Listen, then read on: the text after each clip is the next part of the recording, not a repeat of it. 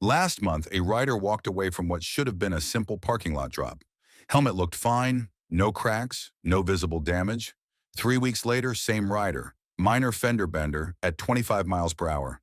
This time, the helmet failed completely. Shell cracked like an eggshell. What changed? Nothing you could see. But 5 invisible killers had been slowly destroying that helmet's protection for months. Here's the scary part. You're probably making these same deadly mistakes right now. Your helmet might look perfect, but it could be one impact away from total failure. Today, I'm showing you the 5 hidden helmet killers that turn certified protection into useless plastic. Check your helmet right now. Your life depends on what you're about to learn. Mistake 1. The chin strap death trap, a fit failure. Here's something that'll shock you. The 2-finger rule for chin straps is killing riders. You know the one. Slide 2 fingers under your strap. If they fit, you're good to go. That's complete garbage. A loose strap is a helmet ejection waiting to happen, and helmet ejection is almost always fatal. Let me explain the physics of what actually happens in a crash. When your head hits something, the impact creates rotational forces. If your strap isn't tight enough, those forces cause the helmet to rotate around your head. In severe cases, the helmet completely ejects off your skull. Studies show that helmet ejection occurs in about 15% of fatal motorcycle crashes, and guess what the #1 cause is?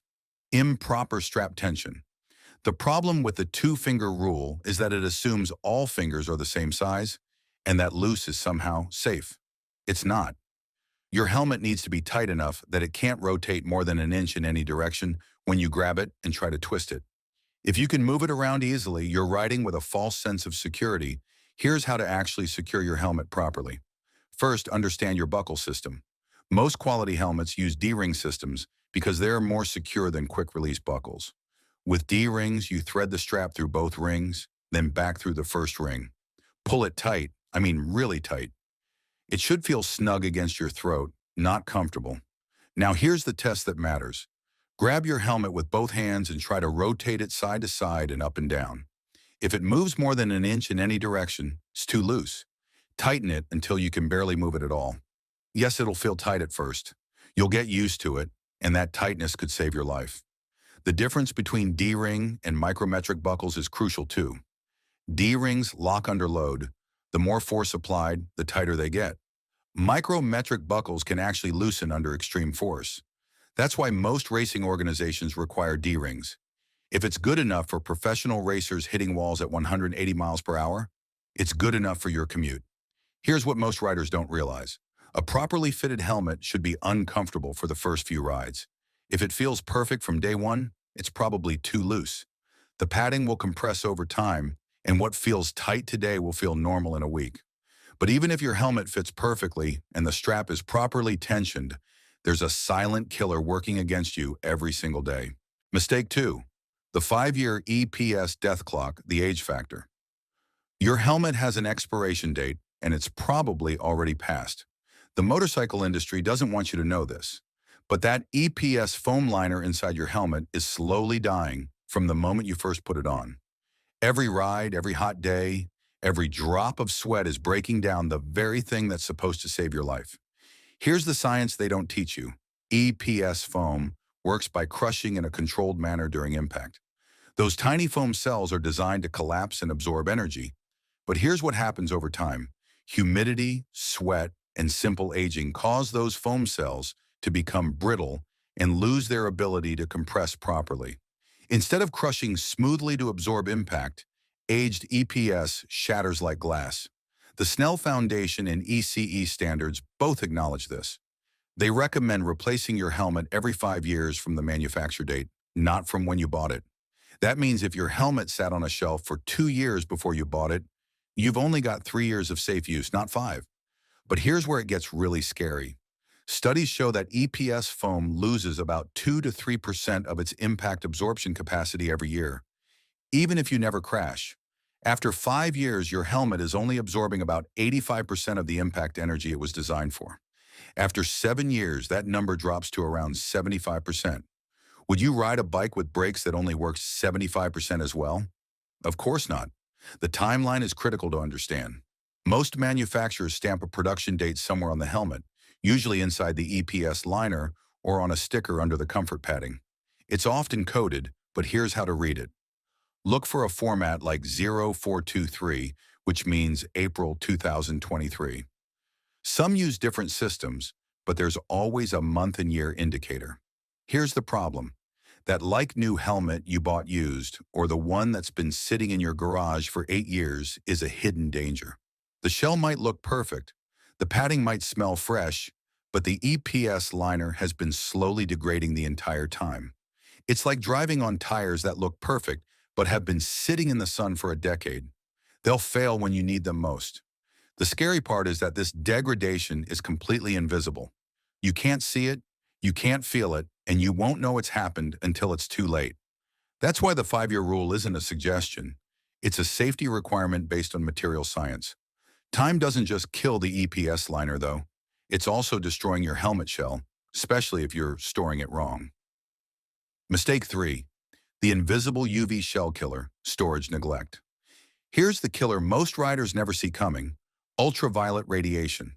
Every time you leave your helmet in direct sunlight, you're literally cooking the protection right out of it. UV rays don't just fade your helmet's color, they're breaking down the molecular structure of the shell itself, turning what should be impact-resistant protection into brittle plastic that'll shatter on impact. The science behind this is terrifying. It's called photooxidative degradation, and it's happening to your helmet right now if it's exposed to sunlight. UV radiation breaks the chemical bonds in thermoplastic and polycarbonate shells, the materials most helmets are made from. Studies show that non-UV stabilized helmet shells can lose up to 70% of their original impact strength after just 1,500 hours of UV exposure. That's less than a year of daily sun exposure. Here's what that looks like in real numbers. Research from Vietnam found that 42% of motorcycle helmets showed material disintegration and 30% had microfractures after prolonged UV exposure. These weren't cheap knockoff helmets. These were certified helmets that had been exposed to normal sunlight during regular use and storage. The average helmet in that study was exposed to sunlight for about 2,348 hours. That sounds like a lot, but think about it this way. If you leave your helmet on your bike for just 4 hours a day, you'll hit that number in less than 2 years. 4 hours isn't even a full day of riding. It's just leaving your helmet outside while you're at work, or hanging it from your mirror in the garage where sunlight streams through the window. The really insidious part is that this damage is invisible until it's too late. Your helmet looks fine, feels fine, but the shell is slowly becoming brittle. Micro cracks form that you can't see with the naked eye. The surface might look perfect, but the internal structure is compromised. When you finally need that helmet to protect you, it fails catastrophically. Bonus mistake 4, the chemical shell killer, cleaning products. Here's how most riders accidentally destroy their helmets. They clean them with household products that are literally dissolving the protection from the inside out. That glass cleaner you're using on your visor, it's eating away at your EPS liner. The degreaser you use to clean road grime off the shell, it's weakening the structural integrity of the very thing that's supposed to save your life. The problem is that most common cleaning products contain solvents, chemicals designed to break down and dissolve other materials. Ammonia-based cleaners, petroleum-based products, even some motorcycle-specific cleaners can chemically attack the expanded polystyrene foam inside your helmet. EPS is particularly vulnerable to petroleum distillates, which are found in everything from WD-40 to many degreasers. Here's what happens when these chemicals contact your EPS liner. They cause the foam to soften, swell, or even partially dissolve. You might not see this damage because it happens on the inside of the helmet, but it's compromising the foam's ability to crush properly during impact. Instead of absorbing energy through controlled compression, chemically damaged EPS can crumble or fail completely. The shell isn't immune either. Harsh chemicals can cause stress cracking in polycarbonate shells, weaken the bond between shell layers in composite helmets, or degrade the UV protective coatings that manufacturers apply. You're essentially undoing the engineering that went into making your helmet safe. The solution is embarrassingly simple: baby shampoo and water. That's it. Baby shampoo is specifically formulated to be gentle and non-irritating, which means it won't attack your helmet materials. It's pH neutral and doesn't contain the harsh detergents or solvents found in other cleaners. Here's the proper cleaning process. Remove all electronics and accessories first. If your helmet has removable cheek pads and liner, take them out. Mix a small amount of baby shampoo with warm water, not hot as heat can damage EPS foam. Gently clean the shell with a soft cloth and hand wash the removable padding in the soapy water. Never use heat to dry your helmet components.